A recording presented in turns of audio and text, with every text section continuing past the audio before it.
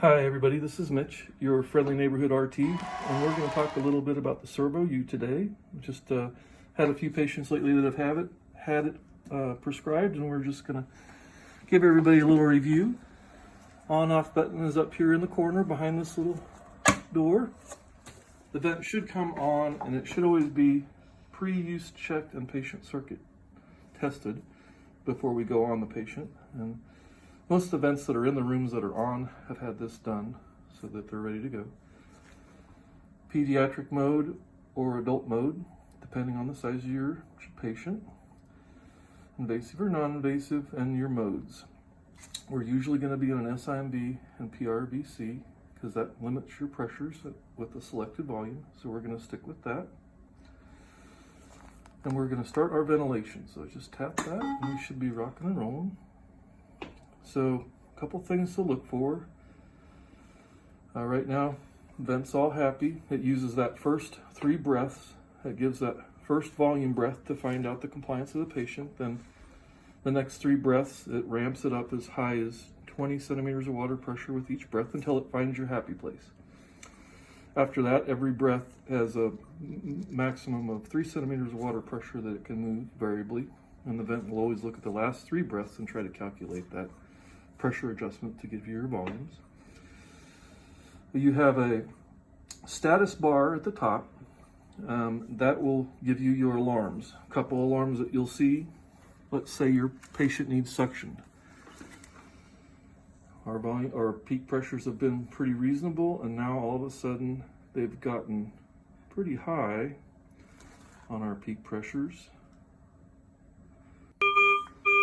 So now it's given us 2. So 5 beeps, a red bar, that means come see me right away.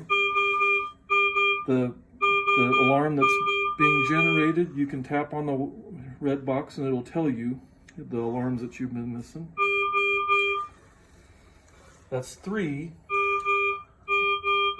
The 3 in the yellow is like, say if we had a leak. If it's too loud, we can hit alarm silence. Ah, yeah, that's much better.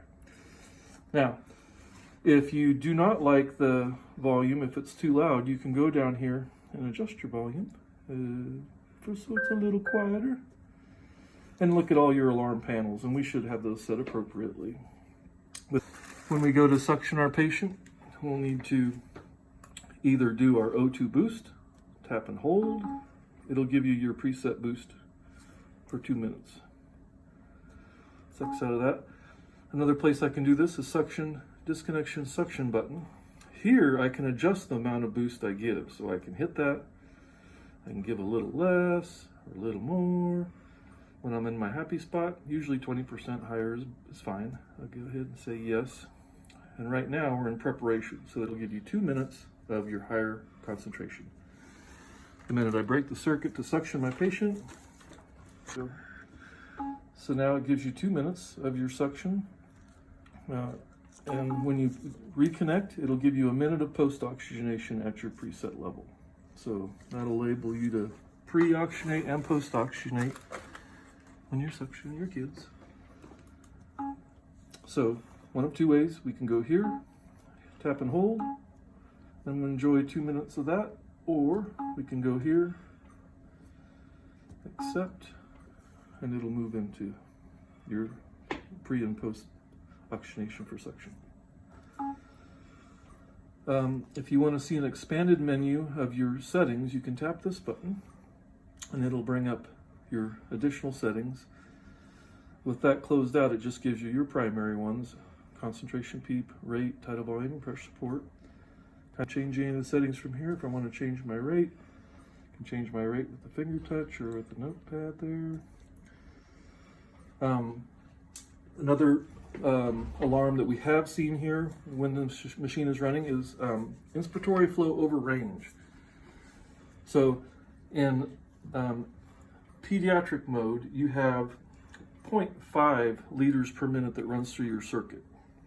That means that if that patient goes to take a breath, there's a little bit of flow in that circuit for them to draw from.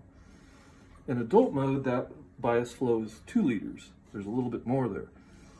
So if your patient, if you come in and your patient says inspiratory flow over range, that means maybe your patient is crying, like taking those big crying breaths. Maybe they're coughing or sneezing, or maybe they just have so much air hunger that they're asking for more than the vent can allow. If that's the case, if you look at the patient, they're not acting funny, they're just acting hungry for air, call your RT and we can change the settings from pediatric to adult. And then that alarm should go away because they'll have more of a bias flow to pull from and they won't be so air hungry.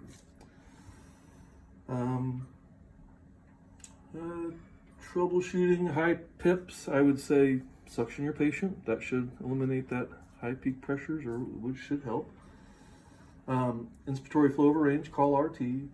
Low minute ventilation or low PEEP, that'll be a 3 beep yellow line. Maybe we have a leak, call your RT, we'll go through and make sure there are no leaks. And that's kind of a brief overview. And if anybody has any questions or feels like there needs to be more added to this, just let us know and we'll talk about it. Thanks, everybody.